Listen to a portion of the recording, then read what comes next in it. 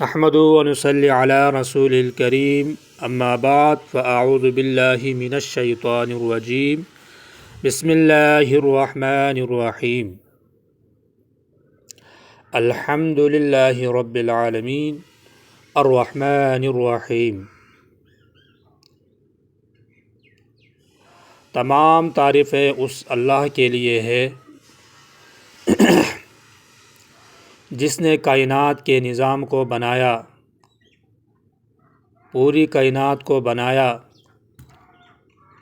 اس میں مخلوق کو پیدا کیا، پوری کائنات کے نظام کو چلایا۔ اس میں جو نظر آتے ہیں وہیں بھی اللہ تبارک و تعالیٰ نے پیدا کیا، جو نظر نہیں آنے والی چیزیں ہیں ان کو بھی رب کائنات نے پیدا کیا۔ اس لیے فرمایا کہ تمام تعریفیں اس اللہ کے لیے ہے جس نے پوری کائنات کو پیدا کیا، جو رب العالمین ہے کائنات کا، الرحمن الرحیم، جو رحمان ہے اور نہایت رحم کرنے والا ہے۔ وہ ایسا پاک ذات ہے کہ کائنات کے جس کونے میں تعریف کی جائے، جس کسی کی بھی تعریف کی جائے، اصل میں حقیقت میں تعریف اللہ ہی کی جاتی ہے، کیونکہ پیدا کرنے والی ذات اللہ تبارک و تعالیٰ کی ہی ہے۔ اگر کوئی انسان، کوئی شخص آسمان کی تعریف کرتا ہے تو گویا کہ اللہ تبارک و تعالیٰ کی ہی تعریف کرتا ہے، کیونکہ آسمان کو پیدا کرنے والی ذات اللہ تبارک و تعالیٰ کی ہے۔ اسی طرح اگر کوئی زمین کی تعریف کرتا ہے تو حقیقت میں تعریف اللہ تبارک و تعالیٰ کی ہی ہے، کیونکہ زمین کو پیدا کرنے والی ذات اللہ تبارک و تعالیٰ کی ہے۔ اس کے علاوہ نہ کوئی خالق ہے، نہ کوئی مالک ہے، نہ کوئی رازق ہے۔ اس لیے فرماتے ہیں کہ سبحان الابدی الابد، پاکی ہے اس ذات کے لیے جو ہمیشہ سے ہے اور ہمیشہ تک ہے، ہمیشہ سے ہے اور ہمیشہ تک ہے اور ہمیشہ رہے گا۔ پاکی ہے اس ذات کے لیے جو ایک ہے اور یکتا ہے، سبحان الواحد الاحد، سبحان الفرد الصمد، پاکی ہے اس ذات کے لیے جو تنہا ہے اور بے نیاز ہے، سبحان رافع السماء بغیر عمد، پاکی ہے اس ذات کے لیے جس نے آسمان کو بغیر ستون کے بلند کیا، بغیر ستون کے بلند کرنے والا ہے اور بغیر ستون کے قیامت تک بلند کر کے رکھے گا۔ سبحان من بسط الارض علی ماء جمد، پاکی ہے اس ذات کے لیے جس نے بچھایا زمین کو برف کی طرح جمے ہوئے پانی پر۔ سبحان من خلق الخلق فاحصاهم عددا، پاکی ہے اس ذات کے لیے جس نے مخلوق کو پیدا کیا، کائنات کو پیدا کیا، فاحصاهم عددا، بس ان کو ضبط کیا اور خوب جانا ان کو گن کر ایک ایک کر کے۔ سبحان من قسم الرزق فلم ینس احد، پاکی ہے اس ذات کے لیے جس نے روزی تقسیم فرمائی اور ان میں سے کسی ایک کو بھی نہیں بولا۔ پاکی ہے اس ذات کے لیے جس نے نہ بیوی اپنائی اور نہ بچے اپنائے۔ سبحان الذی لم یتخذ صاحبۃ ولا ولدا، پاکی ہے اس ذات کے لیے جس نے نہ بیوی اپنائی اور نہ اس کے کوئی اولاد ہے۔ ساری کائنات کے نظام اللہ تبارک و تعالیٰ کے لیے ہے، وہ ہر چیز کی پاکی اسی کے لیے ہے۔ ساری طاقتیں، ساری قدرتیں اللہ تبارک و تعالیٰ کے ہاتھ میں ہیں، وہ ہر چیز پر قادر ہے، وَهُوَ عَلَى كُلِّ شَيْءٍ قدیر، وہ ہر چیز پر قادر ہے۔ وہ تمام جہانوں کا مالک، خالق اور رب ہے، رب الناس اور رب العالمین ہے۔ اس نے زمین کو پانی پر بچھایا، زمین سے مختلف چیزوں کو اگایا، اس میں رنگ اور ذائقے بھرے، ایک ننھے سے بیج سے کتنے بڑے درخت بناتا ہے۔ کاموں کے انجام دینے کے لیے اللہ تبارک و تعالیٰ نے فرشتوں کی ڈپٹی لگائی، وہ ان کے گشت کرتے ہیں اور اس کی ڈپٹی کو پورا کرتے ہیں، اللہ تبارک و تعالیٰ کو یاد کرتے ہیں، اللہ تبارک و تعالیٰ کو ذکر کرتے ہیں۔ یہ سارے ڈپٹی، یہ سارے کام اللہ تبارک و تعالیٰ نے فرشتوں کے ذمے لگائی۔ والا ذکر اللہ اکبر، اللہ تبارک و تعالیٰ کی ذات بہت بڑی بلند ذات ہے۔ ہمیں اللہ تبارک و تعالیٰ کا شکر ادا کرنا چاہیے، اس نے ہمیں ایمان جیسی دولت سے نوازا۔ ایمان کا مطلب ہے اللہ تبارک و تعالیٰ نے ہمیں ایمان اور تمام صفات جو ہیں وہ ہمیں اس کے ساتھ نوازا ہے، اور کلمہ توحید سے ہمیں نوازا ہے۔ کلمہ توحید لا الہ الا اللہ، اس کا مطلب ہے اللہ تبارک و تعالیٰ بہت بڑے ہیں۔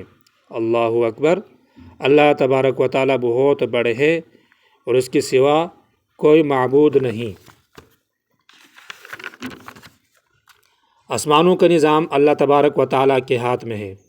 اگر انسان سوچا جائے تو اللہ تبارک و تعالیٰ نے کتنی بڑی نعمتوں سے انسان کو نوازا ہے۔ اس لیے فرماتے ہیں کہ وَإِن تَعُدُّوا نِعْمَةَ اللَّهِ لَا تُحْصُوهَا، اگر انسان اللہ تبارک و تعالیٰ کی نعمتوں کو شمار کرنا چاہے اور اس کو گننا چاہے تو ان میں سے کسی کی کوئی بھی نعمت کو نہیں گن سکتا۔ اتنی بے شمار اللہ تبارک و تعالیٰ نے انسان کو نعمتوں سے نوازا ہے۔ لَقَدْ خَلَقْنَا الْإِنسَانَ فِي أَحْسَنِ تَقْوِيمٍ، اور انسان کو ایک خوبصورت سانچے میں بنایا ہے۔ عقل و دماغ یا کوئی کمپیوٹر دماغ کی طرح نہیں ہے، یہ زبان کی ترجمانی کرتا ہے۔ اردو، انگریزی، عربی، پشتو، سندھی، بلوچی، جو بھی زبان چاہے محفوظ کرتا ہے اور بولتا ہے۔ ہمارا دل ہر وقت خون پمپ کر رہا ہے، روزانہ 1,00,000 مرتبہ دھڑکتا ہے، روزانہ 7,000 لیٹر خون پمپ کرتا ہے۔ پھیپھڑے روزانہ 20,000 دفعہ سانس لیتے ہیں اور 7,000 لیٹر آکسیجن اندر لے جاتے ہیں اور 7,000 لیٹر کاربن ڈائی آکسائڈ باہر پھینکتے ہیں۔ اللہ پاک نے جسم میں جوڑ لگائے، اگر ان میں سے ایک کونی کا جوڑ کام کرنا چھوڑ دے تو بندہ کھانا پینا کپڑے دھونا مشکل ہو جائے۔ یہ تمام چیزیں اللہ تبارک و تعالیٰ نے انسان کے لیے بنائے۔ مختلف پھل، سبزیاں، گوشت، انڈے ہمارے لیے پیدا فرمائے۔ سورج، چاند، ستارے، آسمان، زمین، دریا، پہاڑ، جتنے بھی چیزیں ہیں جو ہمیں نظر آ رہی ہیں سب کے سب اللہ تبارک و تعالیٰ کی نعمتیں ہیں اور یہ ہمارے لیے ہیں۔ اس لیے فرمایا کہ لَإِن شَكَرْتُمْ لَأَزِيدَنَّكُمْ وَلَإِن كَفَرْتُمْ إِنَّ عَذَابِي لَشَدِيدٌ، کہ تم اللہ تبارک و تعالیٰ کی نعمتوں کا شکر ادا کرو گے تو اللہ تبارک و تعالیٰ اپنی نعمتوں کو اور بڑھائیں گے۔ اور انسان کے پیدا ہونے کا مقصد کیا ہے؟ کائنات کی تمام مخلوق انسان کی خدمت کے لیے بنائی اور اس کو اپنے عبادت کے لیے بنایا۔ قرآن میں فرمایا کہ وَمَا خَلَقْتُ الْجِنَّ وَالْإِنسَ إِلَّا لِيَعْبُدُونَ، ہم نے انس اور جن کو اپنے عبادت کے لیے پیدا فرمایا۔ انبیاء علیہ السلام کا مبعوث ہونے کا مقصد کیا ہے؟ صرف اسی کلمے کی دعوت دینا ہے، قولوا لا الہ الا اللہ تفلحون، اے لوگو لا الہ الا اللہ کہو تم کامیاب ہو جاؤ۔ قال یا قوم اعبدوا اللہ ما لکم من الہ غیرہ، اے لوگو اللہ تبارک و تعالیٰ کی عبادت کرو، اس کے علاوہ کوئی معبود نہیں۔ معبود صرف اور صرف ایک ہی اللہ ہے، ایک ہی خالق ہے، ایک ہی مالک ہے، ایک ہی رازق ہے۔ اس کے سوا نہ کوئی مالک ہے، نہ کوئی خالق ہے اور نہ کوئی رازق ہے۔ انسان کے لیے اللہ تبارک و تعالیٰ نے موت مقرر فرمایا ہے۔ ہر شخص نے دنیا سے جانا ہے، کسی نے بھی نہیں رہنا، کوئی بھی جاندار اس کائنات میں نہیں رہے گا۔ پوری کائنات کا نظام اللہ تبارک و تعالیٰ ختم فرمائیں گے اور اللہ تبارک و تعالیٰ کے سامنے پیش ہو کر اپنے اعمال کا حساب دینا ہے۔ اس لیے فرمایا کہ الموت لیس منہ الفوت، موت کے علاوہ ہر ایک چیز کو شکست ہے، یعنی موت کے علاوہ ہر ایک چیز نے فنا ہونا ہے، ختم ہونا ہے۔ ان اقمتم ان فررتم منہ، اگر تم موت سے بھاگنا چاہو تو بھاگ نہیں سکتے، اگر تم اس کے ساتھ مقابلہ کرنا چاہو تو مقابلہ نہیں کر سکتے، اگر تم اس کو پکڑنا چاہو تو پکڑ نہیں سکتے، یعنی کسی بھی طرح تم موت کا مقابلہ نہیں کر سکتے۔ موت تمہیں بچھاڑ کر ہی رہے گی، موت تمہیں آ کر ہی رہے گی۔ اس لیے فرمایا کہ اذا جاء اجلهم لا یستأخرون ساعة ولا یستقدمون، موت کے لیے ایک دن مقرر ہے، جب موت کا وقت آ جائے تو نہ ایک منٹ آگے نہ ایک منٹ پیچھے، نہ ایک سیکنڈ پہلے موت آئے گی نہ ایک سیکنڈ بعد میں موت آئے گی، جو اللہ تبارک و تعالیٰ نے لکھا ہے اسی پر موت آئے گی۔ انسان جو اعمال کرتا ہے وہ لکھے جاتے ہیں، فرشتے اس کے لیے مقرر ہیں، ان کے لیے ڈپٹی لگائی ہوئی ہیں۔ یعلمون ما تفعلون، کرامن کاتبین یعلمون ما تفعلون، دو فرشتے ہمارے ساتھ مقرر ہیں، ہر وقت ہمارے اعمال کو لکھ رہے ہیں، ہمارے ہر عمل کو لکھ رہے ہیں۔ قیامت کے دن اقرأ کتابک کفی بنفسک اليوم علیک حسیبا، اپنے اعمال کو خود انسان پڑھے گا، اپنے اعمال کو خود دیکھے گا، اس کو پتہ چلے گا کہ میں نے کیا کیا، میں نے آگے کیا بھیجا ہے کیا نہیں بھیجا ہے، کتنے نیک اعمال کیے اور کتنے گناہ کیے۔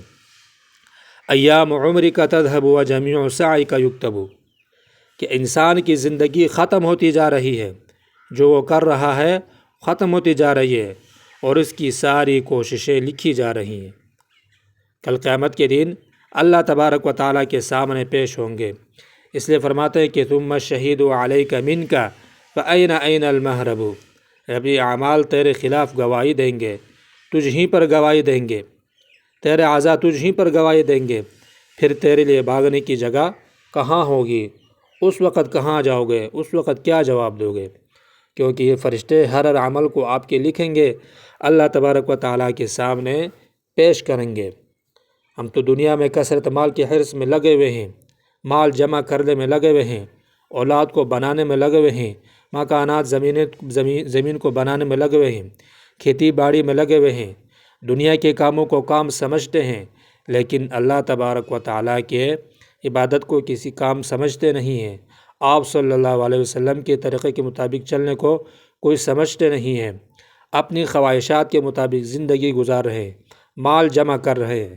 ہمیں یہ معلوم نہیں کہ ہم نے کب، ہماری آنکھیں کب ختم ہونی، کب بند ہونی ہے، اور یہ مال، یہ زمین، یہ جائیداد، سب کچھ اسی دنیا میں رہنا ہے۔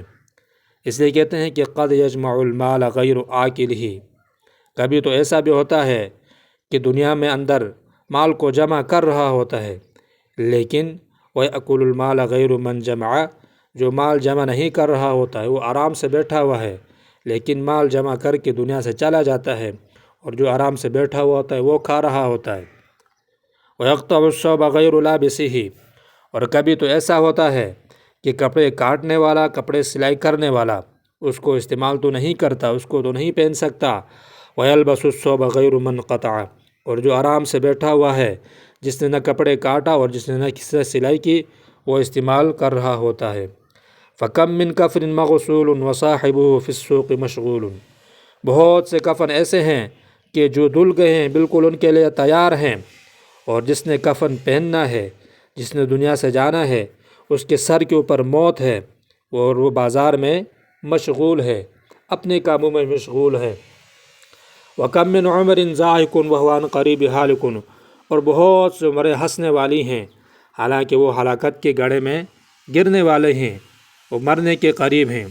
وَلَا تَمْشِ فَوْقَ الْأَرْضِ إِلَّا تَوَاضُعًا، زمین پر اکڑ کر مت چلو، تکبر کے ساتھ مت چلو، عاجزی کے ساتھ چلو۔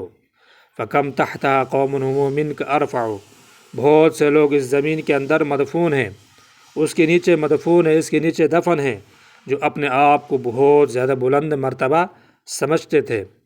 فَإِن كُنْتَ فِي عِزٍ وَحِرْزٍ وَرِفْعَةٍ، اگر تو اپنی طاقت کے گھمنڈ میں ہے اور قلع البلندی میں ہے تو یہ بھی سن لے، فَكَمْ مَاتَ مِنْ قَوْمٍ هُمْ مِنْكَ أَمْنَعُ، کتنی ہی لوگ موت کا پیالہ پی چکے ہیں جو تم سے بھی زیادہ اپنے آپ کو حفاظت میں رہ رہے تھے، اپنے آپ کی حفاظت کر رہے تھے، ان کے پاس پولیس بھی تھی، ان کے پاس گارڈ بھی تھے، ان کے پاس ڈاکٹر حکیم بھی تھے، لیکن کوئی بھی ان کو نہیں روک سکے، سب نے موت کا پیالہ پیا ہے۔ اس لیے کہتے ہیں کہ وَإِذَا الْمَنِيَّةُ أَنْشَبَتْ أَظْفَارَهَا أَلْفَيْتَ كُلَّ تَمِيمَةٍ لَا تَنْفَعُ، جب موت اپنے پنجے گاڑ دیتی ہے تو انسان کے لیے بچنے کا کوئی صورت نہیں، اس کے بعد کوئی بھی پولیس آ جائے، کوئی بھی ڈاکٹر آ جائیں، کوئی بھی حکیم آ جائیں، کوئی بھی تعویذ آ جائیں، لیکن وہ سب کو غیر نفع پاؤ گے، کیونکہ موت اس کے لیے مقرر ہے، اور موت نہ اپنے پنجے گاڑ دی ہیں۔ اس لیے کہتے ہیں کہ رأیت الدہر مختلفا یدور فلا حزن یدوم ولا سرور، میں نے زمانے کو دیکھا کہ وہ مختلف حالتوں کے ساتھ گزر رہا ہے، گردش کر رہا ہے۔ فلا حزن یدوم ولا سرور، نہ کہ غم ہمیشہ رہتا ہے اور نہ خوشی ہمیشہ رہتی ہے۔ آج غم ہے تو کل تبدیل ہو کے خوشی آئے گی، آج خوشی ہے تو کل موت میں بدل ہو کر غم آ جائے گا، غم طاری ہوگی، پریشانی آئے گی۔ قد بنت الملوک لہا قصورا فلم یبق الملوک ولا القصور، بادشاہوں نے اپنے لیے محلات بنوائے، اپنے لیے بڑے بڑے محلات بنوائے۔ فلم یبق الملوک ولا القصور، نہ کہ وہ بادشاہ خود باقی رہے، نہ کہ ان کے محلات باقی رہے، سب کے سب مٹی ہو گئے، سب کے سب ختم ہو گئے، ہر چیز نے فنا ہونا ہے۔ اس لیے کہتے ہیں کہ الموت یأتی بغتۃ والقبر صندوق العمل، موت جو ہے وہ اعمال کا صندوق ہے، موت اچانک آتی ہے اور قبر اعمال کا صندوق ہے۔ اس لیے کہتے ہیں کہ 5 اندھیرے ہیں اور 5 اس کے چراغ ہیں، یہ دنیا دار العمل ہے اور آخرت دار الجزا ہے۔ حضرت ابوبکر صدیق رضی اللہ تعالیٰ عنہ فرماتے ہیں کہ 5 اندھیرے ہیں اور 5 ہی اس کے چراغ ہیں۔ دنیا کی محبت اندھیرا ہے، تقوی اس کا چراغ ہے۔ گناہ اندھیرا ہے، توبہ استغفار اس کا چراغ ہے۔ قبر اندھیرا ہے، لا الہ الا اللہ اس کا چراغ ہے۔ پرصلات اندھیرا ہے، یقین اس کا چراغ ہے۔ آخرت اندھیرا ہے، نیک اعمال اس کا چراغ ہے۔ تو کیا فرماتے ہیں؟ الموت یأتی بغتۃ والقبر صندوق العمل، موت اچانک آتی ہے اور قبر جو ہے وہ اعمال کا صندوق ہے۔ اس لیے کہتے ہیں کہ اصبر علی احوالہا، تو صبر کر دنیا کی سختیوں پر، دنیا کی سختیوں پر صبر کر۔ لا موت الا بالاجل، موت مقررہ وقت پر ہی آتی ہے، اس سے پہلے کبھی نہیں آتی۔ یا من بدنیا و اشتغل، اے وہ آدمی جو اپنے دنیا میں مشغول ہے۔ قد غرہ طول العمل، تحقیق اس کو لمبی لمبی امیدوں نے دھوکے میں ڈال رکھا ہے۔ اولم یزل فی غفلۃ حتی دنا منہ الاجل، وہ بہت غفلت میں رہ رہا ہے۔ حتی دنا منہ الاجل، یہاں تک کہ موت اس کی قریب آ گئی۔ تعجل الذنب بما تشتہی، انسان گناہوں میں تو جلدی کرتا ہے، گناہوں میں تو اس کو ہمیشہ جلدی ہوتی ہے۔ وتأمل التوبۃ فی تابل، اور توبہ کو وہ ہمیشہ کے لیے آئندہ پر چھوڑ دیتا ہے۔ والموت یأتی بعد ذا غفلۃ، اور موت یأتی بعد ذا غفلۃ، ہمیشہ غفلت میں ہی آ جاتی ہے۔ ما ذاک فعل الحازم العاقل، یہ کام عقل مند ہوشیار کا نہیں ہے۔ ہر انسان نے جانا ہے، موت کا پیالہ پینا ہے، موت کا پیالہ پینا ہے، دنیا سے جانا ہے۔ الکیس من دان نفسہ وعمل لما بعد الموت، کہ سب سے عقل مند انسان وہ ہے جو آنے والی زندگی ہے اس کی تیاری کرے، اس زندگی کا ہمیشہ کے لیے تیاری کرے، کیونکہ اس دنیا سے ہمیشہ کے لیے اس دنیا میں جانا ہے، وہ ہمیشہ کی زندگی ہے اور یہ عارضی کی زندگی ہے، یہاں سے فنا ہو کے وہاں جانا ہے۔ ہارون رشید کا بیٹے نے کیا فرمایا؟ یا صاحبی لا تغتر بتنعم فالعمر ينفد والنعیم یزول، اے میرے ساتھی تو دنیا کی سختیوں سے دھوکہ نہ کھا، کیونکہ زندگی ختم ہو رہی ہے اور دنیا کی جو نعمتیں ہیں وہ زائل ہو رہی ہیں۔ وَإِذَا حَمَلْتَ إِلَى الْقُبُورِ جَنَازَةً فَاعْلَمْ بِأَنَّكَ بَعْدَهَا مَحْمُولٌ، جب تو قبرستان کی طرف جنازہ اٹھا کر چلیں تو جان لے کہ ایک دن تجھے بھی اسی طرح اٹھا کر لے جایا جائے گا، یہ دن سب پر آنے والا ہے۔ وَكَم مِّن قَبْرٍ مَحْفُورٌ وَصَاحِبُهُ بِالسُّرُورِ مَغْرُورٌ، اور بہت سی قبریں جو کھودی گئی ہیں اور جو اس قبر میں دفن ہونے والا ہے وہ دنیا کی سختیوں میں دھوکے میں پڑا ہوا ہے، دنیا میں پڑا ہوا ہے، دنیا کے مزوں میں پڑا ہوا ہے۔ ان کو یہ بھی معلوم نہیں کہ ایک دن ہم نے دنیا سے جانا ہے، رب کائنات کے سامنے پیش ہونا ہے، اپنے اعمال کا حساب دینا ہے۔ اقرأ کتابک کفی بنفسک اليوم علیک حسیبا ما لہذا الکتاب لا یغادر صغیرۃ ولا کبیرۃ احصاها، قیامت کے دن اعمال جب ان کے سامنے پیش ہوں گے تو کہیں گے کہ اس کتاب کو کیا ہو گیا، کسی بات کو بھی نہیں چھوڑا، نہ چھوٹی سے چھوٹی بات کو چھوڑا، نہ بڑی سے بڑی بات کو چھوڑا، ہر چیز کو لکھ دیا۔ تو انسان حیران رہے گا، تو اعمال اس کے سامنے پیش ہوں گے، اپنے اعمال کا حساب کتاب دے گا۔ دوستو، یہ دنیا عارضی ہے، ختم ہونے والی ہے، اس لیے کہتے ہیں کہ اب اللہ تبارک و تعالیٰ سے توبہ کریں، استغفار کریں، اللہ تبارک و تعالیٰ سے معافی مانگیں۔ توبہ کا دروازہ کھلا ہے، جب بھی چاہے ہاتھ اٹھائے اللہ تبارک و تعالیٰ سے مانگیں۔ یا ایھا الذین آمنوا توبوا الی اللہ توبۃ نصوحا، اللہ تبارک و تعالیٰ سے توبہ کرے، معافی مانگے۔ توبہ کا دروازہ کھلا ہے۔ انسان کائنات کے جس کونے میں بھی گناہ کرتا ہے، جو بھی کرتا ہے، تو اس کی گناہ لکھا جاتا ہے، اس کے اوپر 4 گواہ تیار ہوتے ہیں، اور ان چاروں کا ذکر اللہ تبارک و تعالیٰ نے قرآن کریم میں فرمایا ہے۔ سب سے پہلا یہ کہ یومئذ تحدث اخبارہا، جس زمین پر، جس دھرتی پر، جس زمین کے جس ٹکڑے پر وہ گناہ کر رہا ہوتا ہے، وہ زمین اس کے خلاف قیامت کے دن گواہی دے گی۔ یومئذ تحدث اخبارہا، اس کے بعد اس کی اپنے اعضاء اس پر گواہی دیں گے۔ قیامت کے دن اللہ تبارک و تعالیٰ انسان کے زبان پر مہر لگائیں گے۔ الیوم نختم علی افواہہم وتکلمنا ایدیہم وتشہد ارجلہم بما کانوا یکسبون، اس کے بعد اس کی زبان پر مہر لگ جائے گی، اس کے ہاتھ، اس کے پاؤں سب اس پر گواہی دیں گے، اس نے کیا عمل کیا، کیا نہیں کیا، کیا گناہ کیا، تو وہ سب اس پر گواہی دیں گے۔ تیسرا نمبر جو گواہی ہیں وہ ہے کرامن کاتبین یعلمون ما تفعلون، فرشتے ہیں جو لکھ رہے ہیں اور محفوظ کر رہے ہیں، اور قیامت کے دن ہمارے سامنے پیش ہوگا، ہم خود اپنے اعمال کو پڑھیں گے، تو یہ گواہ ہیں۔ اور چوتھے گواہ ہے وَإِذَا الصُّحُفُ نُشِرَتْ، کتاب کی صورت میں ہمارے سامنے پیش ہوں گے، اس کے بعد ہمیں بھاگنے کی جگہ کہاں ہوگی۔ لیکن اب سوال یہ پیدا ہوتا ہے کہ جس شخص نے اپنے جانوں پر ظلم کیے، لوگوں پر ظلم کیے اور گناہوں کو اکٹھا کیا، تو کیا ایسے کوئی صورت ہے، کوئی ایسی کوئی ترتیب ہے کہ قیامت کے دن یہ گواہ ان کے سامنے پیش نہ ہو اور ان کے خلاف گواہی نہ دے؟ تو ہاں، اس کے لیے بھی ہمارے پیارے آقا محمد عربی صلی اللہ علیہ وآلہ وسلم نے اس کا بھی طریقہ بتایا ہے۔ اس کا طریقہ یہ ہے کہ التائب من الذنب کمن لا ذنب لہ، گناہ سے توبہ کرنے والا ایسا ہوئے جیسا کہ اس نے گناہ کیا ہی نہ تھا۔ اور اس کے لیے صرف یہ نہیں کہ زبان سے توبہ توبہ استغفار کرے، اس کے لیے بھی لازمی ہے، اس کے لیے بھی علماء کرام نے 3 شرطیں بیان کی ہیں گناہ سے توبہ کرنے کے لیے۔ ویسے تو اللہ تبارک و تعالیٰ کے اختیار میں جس کو چاہیں، جیسے چاہیں تو اس کے گناہوں کو معاف فرما دے، لیکن یقینی طور پر معاف ہونے کے لیے اس کے لیے علماء کرام نے 3 شرطیں بیان فرمائی۔ سب سے پہلی شرط یہ ہے کہ ان یقلع عن المعصیۃ، گناہ چھوڑنے کا پکا ارادہ کرے، آئندہ کی بات کو کوئی گناہ نہیں کروں گا۔ دوسری شرط ان یندم علیہا، اس گناہ کے اوپر ندامت ہو، دل میں اس کی ندامت ہو، شرمندگی پیدا ہو۔ اور تیسری شرط ان یعزم عزما جازما الا یعود الیہا ابدا، پکا عزم کرے کہ کبھی اس گناہ کے قریب بھی نہیں جاؤں گا اور کبھی گناہ نہیں کروں گا، یعنی پکا عزم کر لے اور دل میں ندامت ہو اور گناہ چھوڑنے کا پکا ارادہ ہو۔